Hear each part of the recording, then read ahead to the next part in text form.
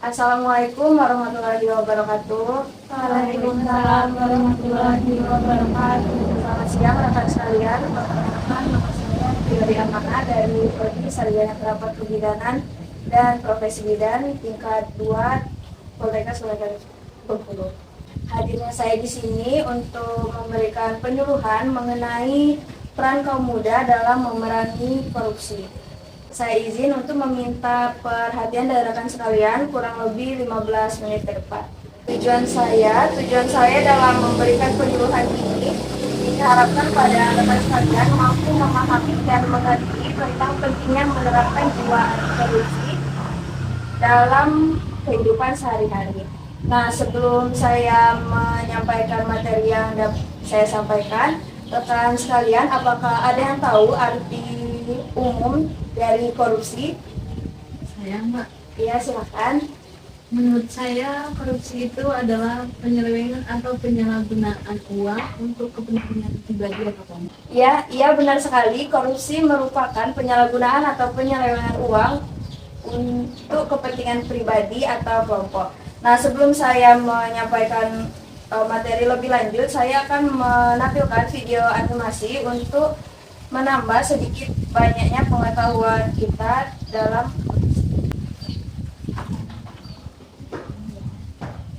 ini videonya selama 1 menit.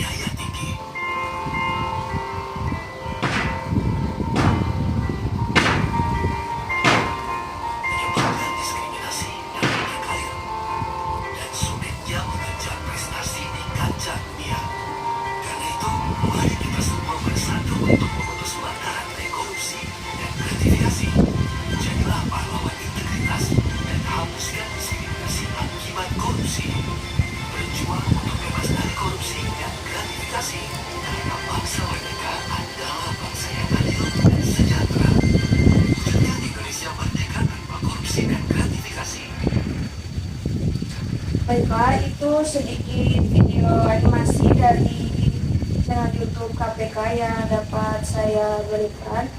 Nah, dari video ini sedikit menambah informasi kita tentang dampak dari apabila terjadi korupsi. Nah, langsung saja di sini saya akan menjelaskan materi tentang peran kaum muda dalam memerangi korupsi. Yang pertama tadi ada pengertian korupsi seperti yang rekan kita bilang tadi, bahwa korupsi merupakan penyelewengan atau penyalahgunaan uang negara untuk keuntungan pribadi atau kelompok. Nah, namun menurut Kamus Oxford, pengertian korupsi adalah perilaku tidak jujur atau ilegal, terutama dilakukan oleh yang berwenang. Nah, selanjutnya itu ada jenis-jenis korupsi. Pada Undang-Undang Nomor 20 Tahun 2001 itu ada 30 jenis korupsi yang terdiri dari 7 jenis korupsi, yaitu yang pertama itu ada merugikan keuangan negara yang biasanya terjadi pada pemerintah-pemerintah yang menggunakan uang rakyat tidak dengan semestinya. Nah, yang kedua itu ada pemerasan. Contohnya itu misalnya ada pegawai negeri yang meminta uang ketika ada orang yang meminta membuatkan dokumen. Nah, orang pegawai negeri itu meminta uang 50.000 padahal sebetulnya gratis. Nah, kemudian yang ketiga itu ada suap menyuap atau sering yang kita sebut dengan orang dalam. Nah, kemudian ada ketiga itu perbuatan curang. Contohnya itu misalnya ada pelajar yang mencontek saat ujian. Nah, kemudian itu yang kelima ada gratifikasi, biasanya terjadi di kalangan kampus ketika sedang mengerjakan skripsi. Misalnya ada mahasiswa yang bimbingan sama dosen. Kemudian dosennya bilang kalau kamu mau skripsinya dilancarkan, kamu bisa dikasih ini itu. Kemudian selanjutnya itu yang keenam ada penggelapan dalam jabatan. Nah, yang terakhir itu ada benturan kepentingan dalam pengadaan. Selanjutnya itu ada 9 nilai integritas yang sangat penting.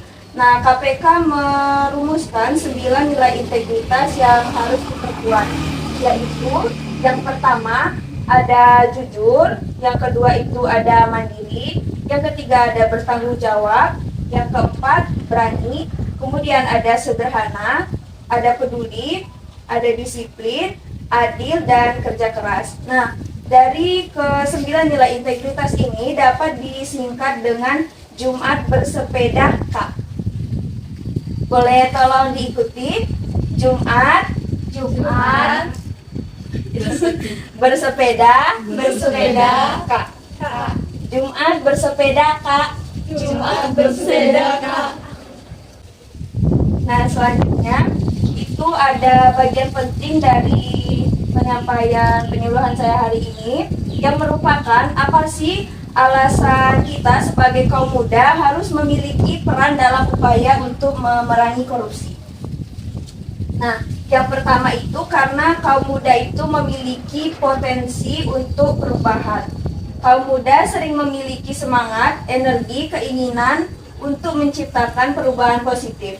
Mereka dapat membawa perubahan budaya korupsi dengan menciptakan atmosfer di mana korupsi tidak lagi diterima. Kemudian yang kedua adalah kaum muda sebagai generasi penerus bangsa. Nah, kaum muda ini kan akan menjadi pemimpin di masa depan, baik dalam pemerintahan, bisnis, maupun masyarakat. Kemudian yang ketiga, alasannya itu karena kaum muda memiliki pemahaman yang kuat tentang teknologi dan media. Seperti yang kita sedang gunakan sekarang kan kita banyak menggunakan media-media sosial yang bisa kita gunakan untuk berkampanye tentang anti korupsi. Kemudian yang keempat itu ada kemampuan untuk menyuarakan keinginan. Nah, tadi kan yang pertama itu kaum muda memiliki semangat, energi, dan keinginan untuk mencapai perubahan. Nah, berkaitan dengan yang keempat, kaum muda ini memiliki kemampuan untuk mengorganisir diri dan menyuarakan keinginan mereka karena kaum muda biasanya penuh semangat dan berenergi.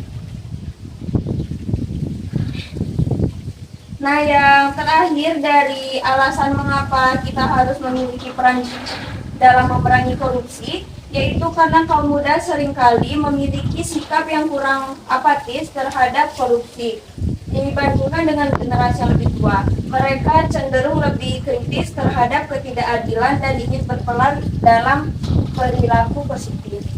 Baiklah, mungkin itu saja penyampaian tentang alasan mengapa kaum muda harus memiliki peran dalam memerangi korupsi dari saya. Sampai di sini, apakah dari rekan sekalian ada pertanyaan? Ya, silakan perkenalkan diri terlebih dahulu. Perkenalkan, saya Risma Anissa Prameswari, mahasiswi semester 3 Pendidikan IPA Universitas Bengkulu. Saya izin bertanya, apa tantangan utama yang dihadapi oleh pemuda dalam upaya mereka memerangi korupsi? Baiklah, terima kasih rekan Risma atas pertanyaan yang sangat bagus. Yang pertanyaannya tadi adalah apa saja tantangan kita sebagai kaum muda dalam ketika kita memerangi korupsi ini sendiri. Nah, jawaban yang dapat saya berikan yang pertama itu adalah pemuda ini mungkin biasanya menghadapi tekanan atau ancaman dari pihak yang terlibat dalam korupsi itu sendiri. Yang kedua itu pemuda mungkin menghadapi sikap apatis atau ketidakpedulian dari sebagian masyarakat terhadap isu korupsi itu sendiri yang dapat menghambat upaya kita untuk menggerakkan perubahan. Nah, yang terakhir itu tantangannya itu adalah persepsi terhadap kredibilitas. Beberapa pihak mungkin meragukan kredibilitas pemuda dalam memerangi korupsi. Biasanya itu orang-orang tua kita itu menganggap bahwa kita ini belum cukup umur untuk mengajari mereka, biasanya seperti itu. Baiklah, setelah satu pertanyaan yang diajukan oleh rekan kita tadi, dari rekan lain, apakah masih ada yang ingin mengajukan pertanyaan? Ya. Oh iya, Hal-hal seperti itu kita ke sesi terakhir, yaitu dari rekan sekalian saya minta tolong untuk dari salah satunya untuk mengulangi jenis-jenis korupsi dan 9 nilai integritas yang sudah saya sampaikan tadi. Saya perkenalkan, nama saya Indra Kaila, mahasiswi pendidikan IPA Universitas Bengkulu. Jadi yang dapat saya sampaikan, simpulkan, itu ada 7 jenis korupsi. Yang pertama, kerugian keuangan negara, terus pemerasan, suap menyuap, perbuatan curang, gratifikasi, penggelapan jabatan, terus benturan kepentingan pengadaan. Terus ada nilai 9 integrasi, yang disingkat jadi Jumat bersepeda K. Jujur, mandiri, tanggung jawab, berani, sederhana, peduli, disiplin, adil, kerja keras. Terima kasih. Baiklah, terima kasih rekan Ayu atas kesimpulan dari materi yang sudah saya sampaikan hari ini. Mari kita beri aplaus untuk rekan Ayu. Nah, kesimpulan dari rekan kita tadi merupakan penghujung dari kegiatan kita kali ini. Terima kasih atas perhatiannya rekan sekalian. Saya meminta maaf apabila ada kesalahan pada saat penyampaian. Terima kasih. Saya akhiri. Wassalamualaikum warahmatullahi wabarakatuh. Waalaikumsalam warahmatullahi wabarakatuh. Ya.